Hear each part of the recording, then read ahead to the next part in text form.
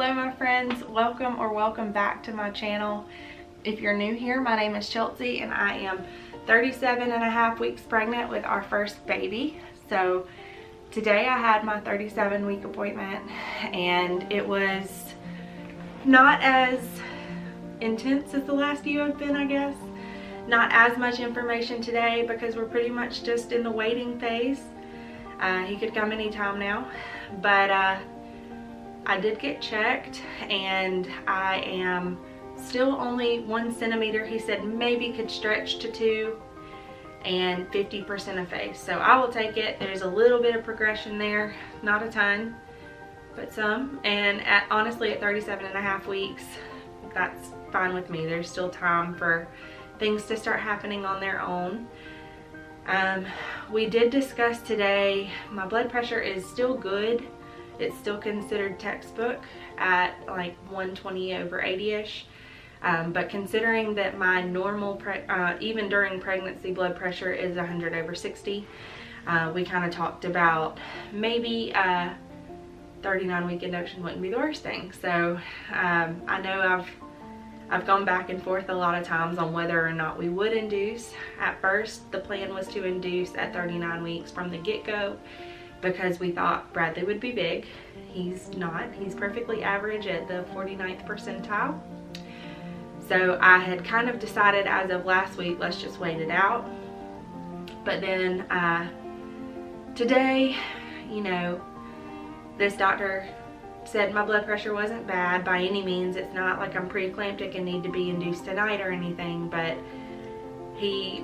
I asked him, you know, what would be any adverse indications, and he said after 39 weeks that there aren't any. So I'm still hoping that I can maybe walk this baby out before then, but I'm thinking at our appointment next week we might go ahead and schedule an induction for the following week. Because I'm due on a Saturday, we wouldn't be induced a full week early anyway. It would just be a matter of days.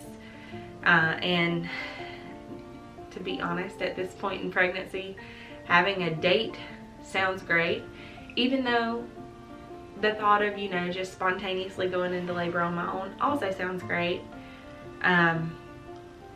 If they're offering, I think we're gonna accept. So all that's left to do now is make sure we've got our hospital bags ready. We finished the nursery and now we're just waiting. So I think what we should do now is pack our hospital bags and I will take you and show you what I'm taking to the hospital. Let's go. Okay, so for as much as I put in Bradley's bag, I was a lot more conservative with my bag because I don't want to lug a ton of crap to the hospital that we don't need. We are hopefully only going to stay for 2 nights, maybe 3 after the baby's born. So I thought it would probably be better to pack light. As long as neither one of us tests positive for COVID, Thomas can come and go as he pleases. So if I need anything, he can run and grab it. If I need anything and he can't leave the hospital, somebody can bring it to the hospital and he can meet him at the door. So I'm really not all that concerned about overpacking. The first thing in my bag is this labor gown from Baby Be Mine. I bought it with the intention of laboring in it, but I don't want to mess it up, and it would be really great for breastfeeding and wearing immediately after birth. It has an empire waist with a drawstring to kind of bring it in a little closer, and these snaps on the shoulders for breastfeeding, as well as a really stretchy neckline, which I appreciate. The front has a tulip opening, so it makes it easy for them to be able to get in there and check your stomach. If you have a C-section, they can check your incision, or just pressing on your uterus after birth. If you're interested in using it for a actual like laboring gown, it has buttons all the way down the back, which makes for easy epidural access, which I really liked. But again, I don't think I'm gonna wear it to actually labor in because it's really nice and I don't want to mess it up. So that is the first thing that is in my bag and what I plan to wear first after baby's born. The second thing I packed was this cardigan. It's just a big chunky knit cardigan. I've had it forever, but it's cozy and I wear it all the time, so it's going in the bag. I've got this nursing tank. This one's from Target. I think it's the Auden brand. I have this one and the Bravado Designs brand from Target. I do not like the Bravado one. It's not as roomy in the chest. This one's a lot better. It's long. It actually fits me right now at 37 weeks pregnant. So I'm excited to wear this. It's got the clips for nursing access. Can't go wrong. To go with that, I got these lounge pants on Amazon for like $15. And I was kind of skeptical about them because they're just cheap lounge pants, but they are so flattering and so comfortable even now. So I know they'll be comfortable postpartum as well, and they're very flowy and roomy. So I like that a lot. I'll link all of this, of course, in the description box. And then my last piece of like loungewear is this short sleeve nightgown, also from Amazon. It's got buttons all the way down, and on me it almost comes to my knees even with my belly, so I feel like I'll be really comfortable in this. Again, good for nursing, nice for like lounging around in the recovery bed. Excited for this as well. It's been hard not to wear these things in preparation because they're all so comfortable. And this is a dress that I made. I couldn't pack a hospital bag with nothing me made in it, but this is the Ellie and Mac Patterns Trey Bell dress. It's got a crossover bodice, good for breastfeeding. I made it in the long sleeve knee length version, and this is what I intend to wear home. I am going to throw a pair of maternity leggings in there just in case I want to wear maternity leggings and like that nursing tank and cardigan, but I feel like I will probably want to wear a dress home. So then let's see, these are my slippers. They're absolutely nothing fancy. They also came from Amazon, but they're very comfortable. They've got a memory foam sole in them, and I wear them all the time around the house.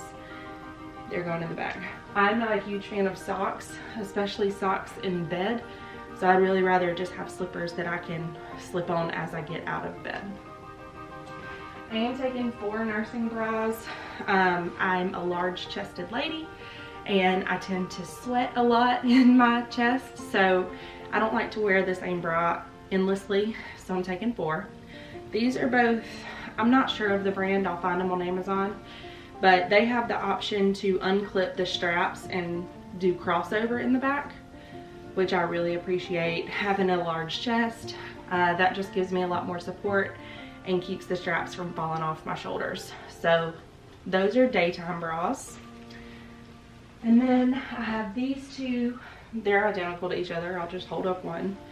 This is also from Amazon. Lots of Amazon here today. This is the Hofish brand, and it's just a soft like tank top style nursing bra, and it crosses over in the front. So that is all as far as clothes that I'm planning to take. I really can't see needing much more than this. I may regret those words, but that's where we are right now. I'll take you over and show you my toiletries. So also in the spirit of not overpacking, we did get travel size toiletries to take to the hospital. I didn't want to fool with taking my big like liter shampoo and putting it in a travel thing. So we just got all travel size stuff. This is a super cheap 2-pack of toothbrushes from Target, and also obviously toothpaste and mouthwash. Got some lotion because all I've ever heard is that hospital air is super dry, along with a 2-pack of chapstick. We are avid chapstick users in this house anyway, so these we would have gotten either way. This is just shampoo and conditioner that we got to take, nothing fancy. Some body wash. This is Gold Bond powder, and wet wipes. If you have a husband or a man in your life, you need no explanation for that. I have this Honest Company nipple balm. I don't know if they have stuff like this at the hospital, but I really like this brand, so I'm going to take that with me.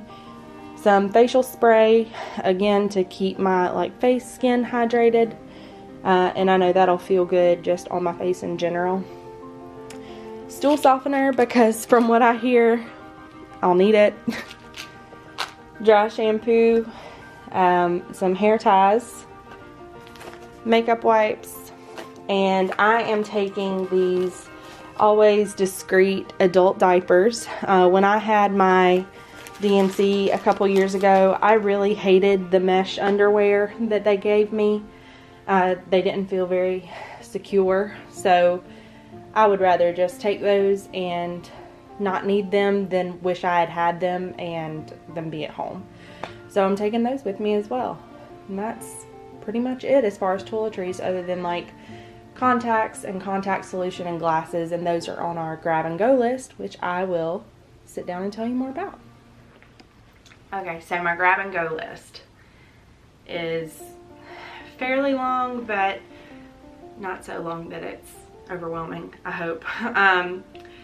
On our last minute grab and go list, I have deodorant, my makeup bag. We have a Ryobi battery powered fan that we're gonna take in case I'd like some air on my face. That was something that they told us in birthing class we might want. So we're gonna take that. I'm gonna grab my hair dryer and straightener, as well as both of our hair brushes. It just doesn't make any sense to me to pack those ahead of time because we use all of these things daily. I'm gonna take my Boppy nursing pillow, just so I can get used to using it. And I've also heard that hospital pillows are not the best, so it might take, you know, a million hospital pillows to feel comfortable. So we're gonna take the Boppy. We got some 10-foot chargers, which I could just go ahead and pack and probably should. We're gonna take those. We got one for each of our phones and one for the iPad. And then the last few things are just tech items. I'm gonna take my iPad, as well as obviously my camera and my charger. We do plan to film as much as they'll let us in the delivery room, at least for the laboring process. And I have a little zipper case with all of my iPad stuff, and all of my camera accessories, like my SD card reader and my camera charger. So that's pretty much everything on our list. As far as Thomas's bag, I'm about to get ready to pack it, but men, I don't know if your men are this way, but Thomas doesn't really have a ton of clothes. He's kind of minimalist in that way. So I'm planning to pack him 3 t-shirts, a hoodie, a sweater in case he gets cold, 2 pairs of gym shorts, and 1 pair of sweatpants, as well as, you know, enough socks to last a few days, and underwear, because obviously he doesn't need adult diapers, he can just wear underwear. So that's pretty much everything in our hospital bags, and that is as prepared as I think we can possibly be at 37.5 weeks pregnant. So here we are, hopefully about 12 days left to go. As I said earlier, since we probably will be induced, the first day I can be induced, since I'm due on the weekend, is February 1st. So I'm counting down with that date in mind. It may be a couple days after that, depending on the schedule and how many women come in labor. Of course, you can always be bumped. So, or he could come on his own before then. So I'm just gonna go ahead and claim it, 12 days or less, and we'll meet our baby. So the next video you'll probably see from me is a nursery tour. We finally have it done. As you can see, it's a little different.